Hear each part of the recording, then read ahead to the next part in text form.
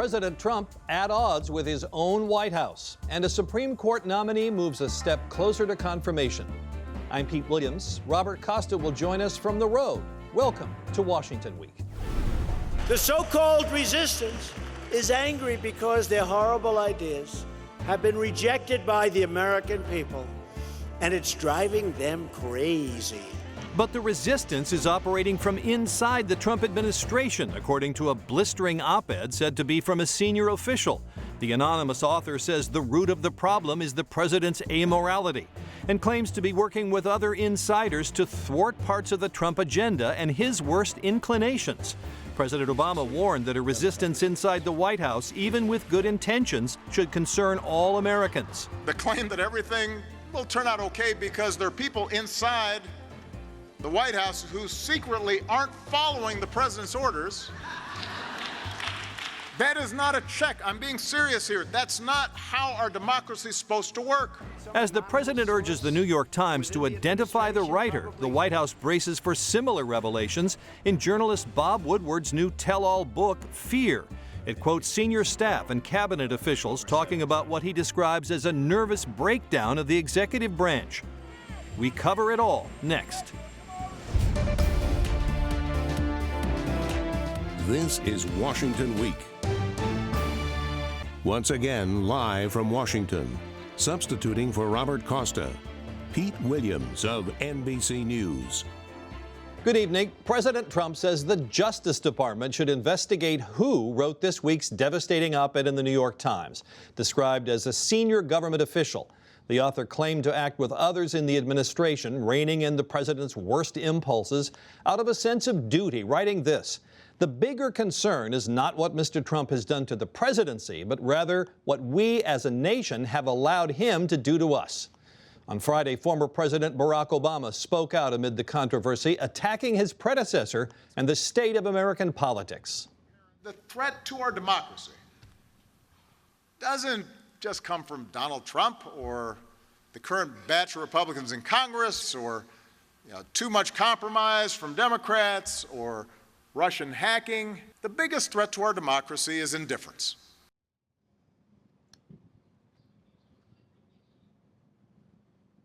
All this as the White House prepares for the release of veteran reporter Bob Woodward's tell-all book, Fear, Trump in the White House, which quotes current and former senior officials and cabinet members as being alarmed by the president's conduct.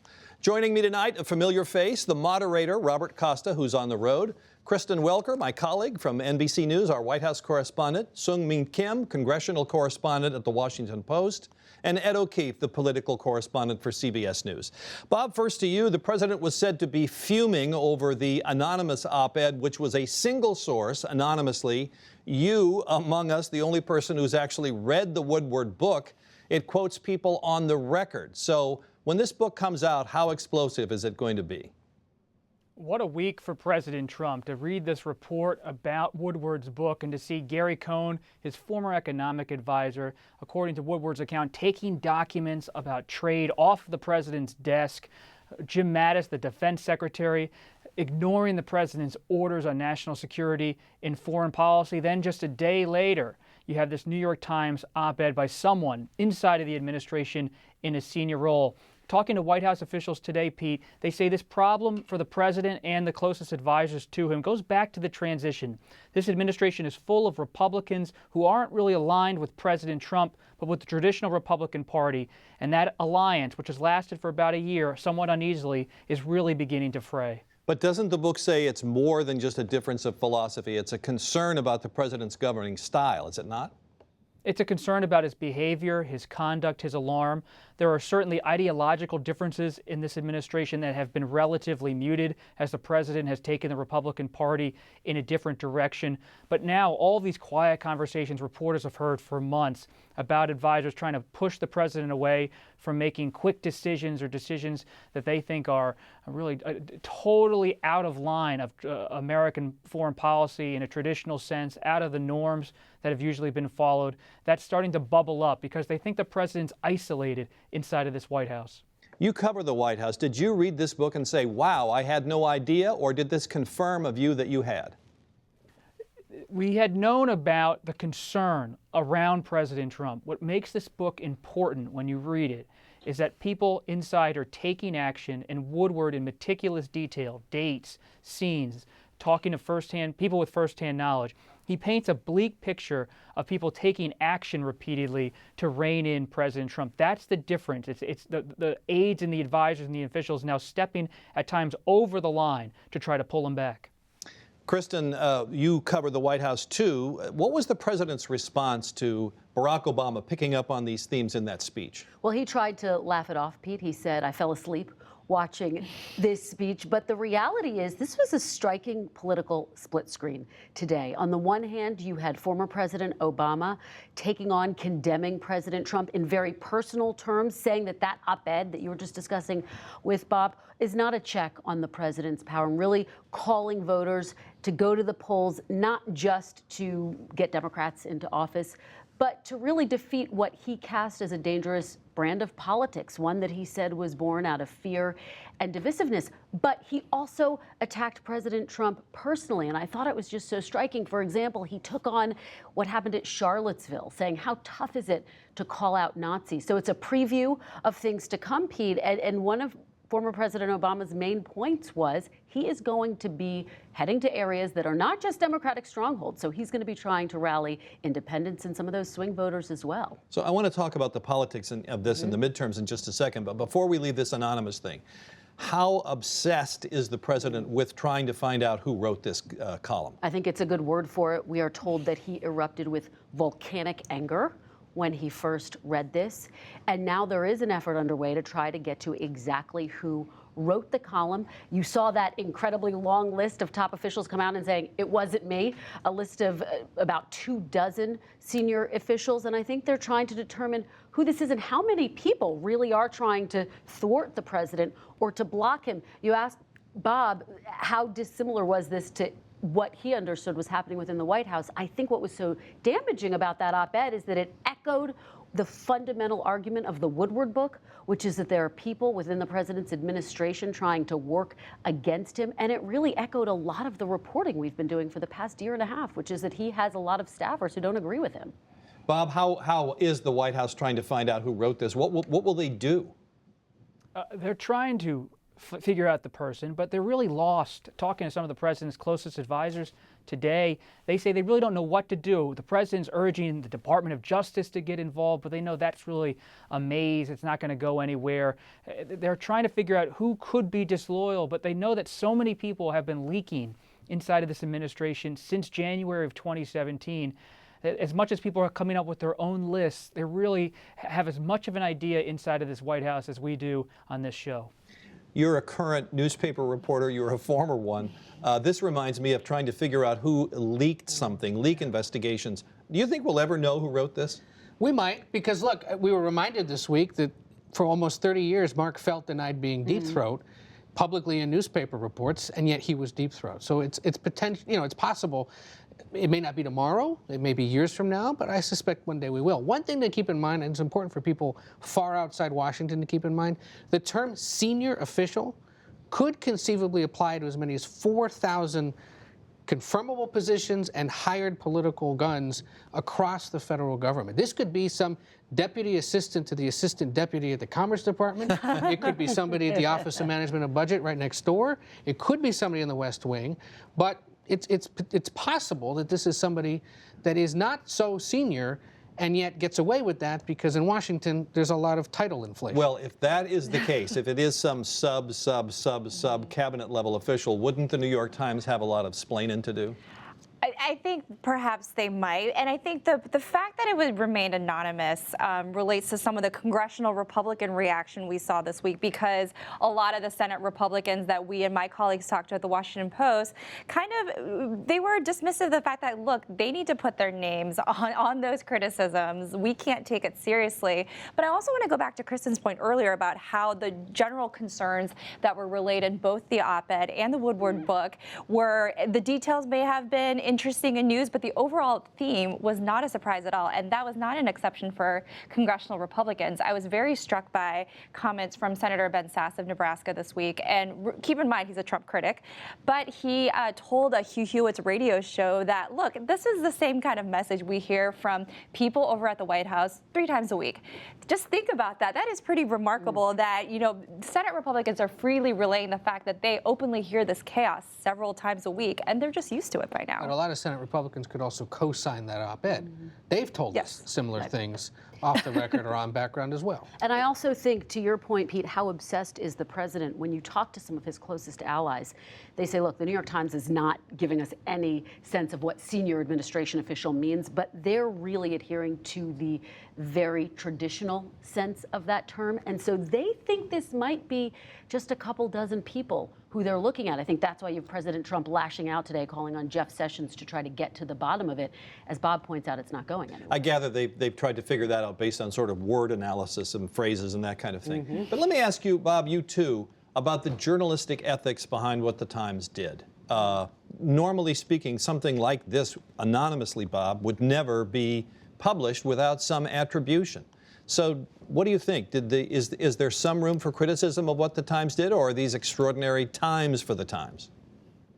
It's going to be up to the New York Times editorial page to speak for itself, Pete. But what's going to be interesting here is if it's not a cabinet level official, if this isn't someone who's really close to the president, it's not going to be as explosive, and the president may not pay as much of a political cost. The New York Times may get questions, tough questions, about whether, as Ed was saying, was the title fully explained as it really should have been in the editorial. But I don't want to speculate too much because we just don't know who this person is. What really the White House is saying is even if they never figure out who the person is, they don't think they're going to have to pay too much of a political cost because Republican voters aren't paying attention to this, they argue, to me. We'll see if suburban voters really care about this, if this is another move to push those skittish suburban Republicans and independents away from President Trump and the Republican Party this fall. Okay, so Ed, the Obama speech, is this the rebuke that Democrats have been waiting for? Why now?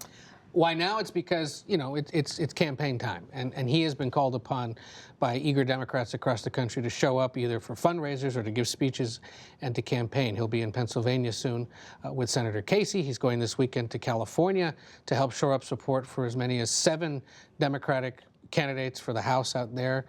Democrats have to win at least 4 or 5 of those seats in order to get over the 218 number in the House, and he'll continue to do this. So will Mrs. Obama. They now feel a need to do it both for the sake of encouraging and building up Democratic support, but also clearly a need to speak out on what's at stake for the democracy. And only he and George W. Bush, as he did in the McCain Memorial Service speech last weekend, I think feel that they can really speak out about these things and express their concerns. Obama's going to do it a little more overtly, perhaps, than George W. Bush. The risk, of course, is if he overplays this, it becomes a midterm election about 2 presidents and not about congressional and gubernatorial candidates all across the country. Well, is there also a concern that there are only some places where he should go and some places where he might do damage? Exactly. I mean, we are already getting comments from Republican officials saying, hey, we welcome Obama as a character, as a person in the 2018 race. And while the House, a lot of the territory is favorable to Democrats, particularly in the districts that Hillary Clinton won in 2016, let's look at the Senate map. We have talked all for the last year and a half about how difficult this Senate map is for Democrats. You have 10 Senate Democrats up in states that Trump won, several of them in double digits in 2016. You talk about the Obama factor. Senator Joe Manchin, the Democrat who's up in West Virginia, he won't even say whether he voted for Obama in 2012. So this would be, if Obama does become a larger figure in the 2018 races, it could be difficult for a lot of Democrats. And one other way to trace where they'll go, Obama will focus on House races and governor's races. Where the president's going is primarily Senate races and some governor's races. That's what he did today. It's because those hot Senate races are in states that he won. The 10 vulnerable Democrats are in states that the president won, in some cases by several double digits.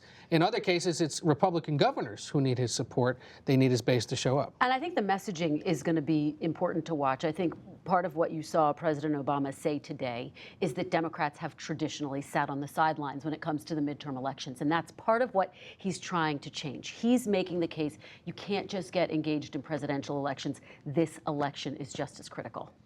And yet, we talked about what a terrible week this was for the president, Bob, but, didn't he have some pretty good economic numbers that came out Friday? Very strong job numbers.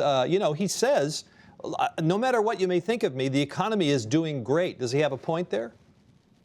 That's the case the White House is going to continue to make, and they're urging members of Congress running for both House and Senate to talk about the Kavanaugh nomination, to talk about the economic numbers, and to use the media as a foil, and to not maybe follow the president rhetorically in every way, because that's not going to work in the suburbs of Philadelphia or Columbus, Ohio, but to follow the president and at least not focusing on the White House chaos stories that we're reporting out of the Woodward book or from the New York Times op-ed. And it's going to take a steady message from Republicans to really break through on that.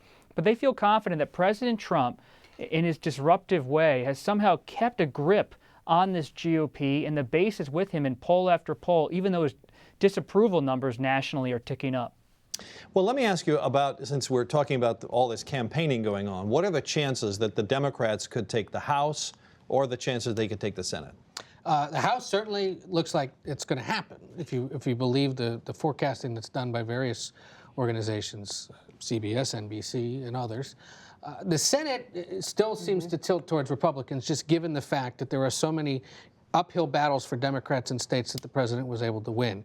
Best case for Democrats, the 51-49 margin probably flips from Republican control to Democratic control, but that requires a really strong night for Democrats in parts of the country where they haven't traditionally been strong in midterm years. Let me just ask you one quick question. The president said in his speech in Montana that the only way impeachment could happen is if Democrats could get control of the House. Is he right about that, and how strong a motivator is that?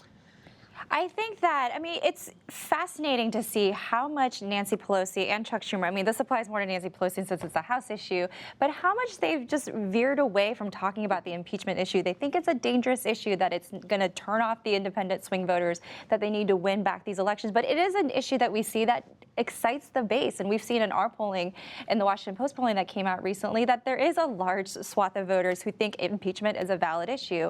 But the president sees that one of his best political opportunities is to run against adversaries, and a Democratic House threatening impeachment is a great adversary, he believes, for him. Well, as you know so well, because you spent the week watching that, one of the high points for the president this week was the confirmation hearing for his second Supreme Court nominee, Brett Kavanaugh. Judge Kavanaugh was peppered with questions about his views of the court's Roe v. Wade abortion ruling and his position on presidential power. And the Democrats also launched a revolt over lack of access to documents related to Kavanaugh's work in the George W. Bush White House. So let me ask you, how big a deal was this document access thing? It seemed at times that this was a hearing about documents, not Kavanaugh, but is it going to make any difference? I don't think it's going to make any substantive difference at the end of the day. I do think it does raise issues of transparency, because effectively, we're not able to see about 60% of Brett Kavanaugh's history and records in the George W. Bush White House. And I think that's an important point to remember. But setting that aside, can he still get 51 votes? And I think after the 4 days of the hearing so far, 2 days where he was grilled for almost 24 hours by senators, he did what he was supposed to do. Basically, his challenge was to do no harm. And I think he largely did that. There were a couple times where he did get flustered under questioning. The exchange that I'm thinking of is with Kamala Harris of California. I don't think he saw that question with whether he had any conversations with President Trump's law firm coming. So you could see him kind of stumble a little bit. Yeah, we should just explain what that was. Yes. She said, have you ever had any conversations with anyone from Mark Kazowitz's law firm? And then she said, be careful how you answer this, implying that I know something you don't know. And it turns out, what did he eventually say? So the most evidence that Senator Harris gave us was that she had, quote, reliable information, and that's all we have. So we're wondering, what did you really know, if anything? Bob, let me ask you this. Do you think that anything that happened in these hearings is going to peel away any of the support from any of the Republican senators, including Lisa Murkowski and Susan Collins? The abortion issue remains important for some moderate Republicans like those you just mentioned, but Republicans are banking right now on red state Democrats like Senator Joe Donnelly here in Indiana, who've already, in certain respects, embraced the president's position on immigration. Could they now be pressured to vote for Kavanaugh? So even though there are some wary Republicans like the moderate Republicans from Alaska and Maine, and Senator Rand Paul has had his concerns about Kavanaugh on national security policy. They think mostly they're going to be able to get the Republicans and even pull off some of those red state Democrats who are vulnerable right now. So at times Supreme Court confirmation hearings can seem like a civics lesson, but this one seemed especially yeasty because of the fact that Brett Kavanaugh had written before he became a judge about whether a president should be beyond the reach of a civil lawsuit or a criminal trial. So many of the senators wanted to ask him, well, what about that? What if, does a president have to answer a subpoena? What did you make of his answers to those questions? I don't think he had any missteps. He was very artful at stepping around them, not saying definitively, for example, whether a president can pardon himself. And so I don't see any major stumbling block to him getting confirmed. I do think what we witnessed were these political moments, potentially the beginnings of presidential campaigns. Kamala Harris, you mentioned one. Cory Booker, who, by the way, may have overstepped. Some people are saying he made a big issue about documents that were basically free and clear to be released. So not when he first asked about them. Right. The next day they were. Right.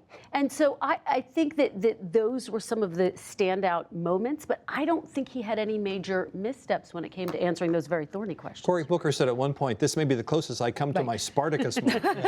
And he's been mocked for it ever since. But I think Kristen's right. This was the opening salvo of the 2020 race. You have 3 Democrats on that committee who are openly toying with running for president. Amy Klobuchar of Minnesota, who normally is a less partisan figure, but in the run-up to the hearing certainly was raising a lot of concerns on behalf of her Democratic colleagues about access to documents and whether this was a fair hearing. One other point we should make, you're the court guy. I don't want to linger too much into Go for it. Judicial history, but I think what we're on the verge of now, we've had the Warren Court and the Rehnquist Court. It bears mentioning here, we are entering the era, I would argue, of the McConnell Court. The 2 seats that have now been confirmed under Donald Trump are because Mitch McConnell held open the seat that would have gone to Merrick Garland, the old Scalia seat, and then saw Trump get elected. And now there are 2 reliably conservative justices, or going to be 2 more reliably conservative justices on the court. McConnell today, to Hugh Hewitt, the same guy we talked about earlier, crowed about it and said, yes, this is my most significant accomplishment as a senator. Yeah, he said that before. And it's true. And at this point, having done that, he may have cemented American, certainly legal history, and to some extent political history for the next several decades. One of the things that was unusual about this hearing is the continued protests, people standing up in the back of the room yelling and getting hauled out.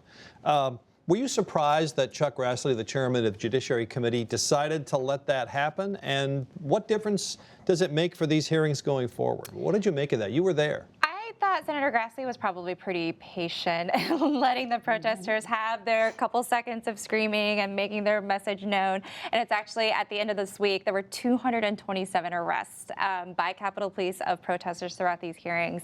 But that's got to be a record for any congressional hearing. It is. And I was actually surprised there were at least a dozen or 2 dozen today when Kavanaugh wasn't even in the room to hear those protests. But I think the interesting thing to hear, an interesting contrast that I noticed during all 227 protests, was that if you listen to what they were protesting the substance of issues, abortion, gun rights, voting rights, disability rights. And it's at times to me was such a contrast with what the Democratic senators were arguing, which were again about documents and process. And I'm wondering if that's sometimes the division that you see between elected officials who sometimes may get into the weeds of these process arguments and what the voters in the base really care about. Although if you were watching the hearings on PBS or anywhere else on television, it was very hard to hear what they were actually saying, even though the audio engineers sort of brought the sound up so you could see what was going on when everyone stopped. But basically, you all agree, no missteps. He did what he had to do. Did you also think that perhaps he was a little over-prepared? We know he prepared a lot before the hearings. I had talked to some sources who were very familiar with how he had done even 10-hour mock hearing sessions. He was in the seat from 8:30 to 6:30 on a day before the confirmation hearings. And there were at least 4 Republican senators who played the role of Democratic senators to throw questions at him. But that's what goes back to the point where he was getting questions that he expected, such as, what do you think of Roe versus Wade? Is it settled law? Is it correctly decided? You got the same answers over and over. Well, thank you. Before we go, Bob has a special announcement about next week's broadcast. Bob?